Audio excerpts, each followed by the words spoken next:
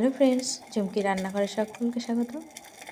আজকে নতুন একটা রেসিপি নিয়ে এসেছি। আজকে নিয়ে এসেছি সর্ষে ফুল, তার সাথে দুটো মিডিয়াম সাইজের পেঁয়াজ, 4টে কাঁচা লঙ্কা কুচিয়ে নিয়েছি। এর সাথে দিয়ে দিচ্ছি চালের গুঁড়ি।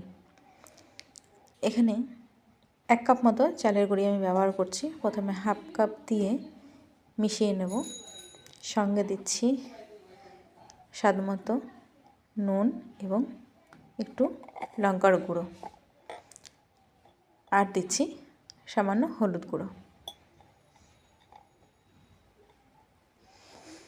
এই সমস্ত উপকরণগুলো দিয়ে শুকনো অবস্থাতেই ভালো করে মিশিয়ে নেব।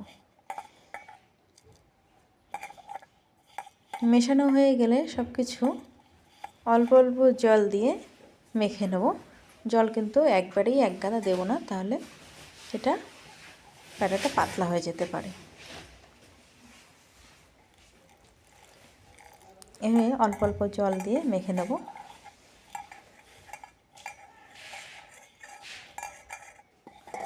এখানে মাখাটা একটু ঝুরঝুরে হয়ে গেছে, তার জন্য এখানে আমি আরও হাফ কাপ মতো চালের গুঁড়ো ব্যবহার করছি। তোমরা চাইলে এখানে বেসন বা ডালের পেস্টও ব্যবহার করতে পারো, বা কর্নফ্লাওয়ারও ব্যবহার করতে পারো। যে যেটা ভালো লাগবে সে সেটা ব্যবহার করতে পারো। তো এভাবে আমি মেখে নিলাম সমস্ত কিছু। আর দিয়ে কড়াইতে সাদা তেল গরম করতে দিয়ে দিচ্ছিলাম।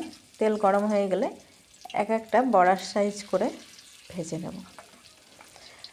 বন্ধুরা, এই রেসিপিটি খেতে কিন্তু দুর্দান্ত লাগে, আর এর গুণাগুণও কিন্তু অনেক বেশি।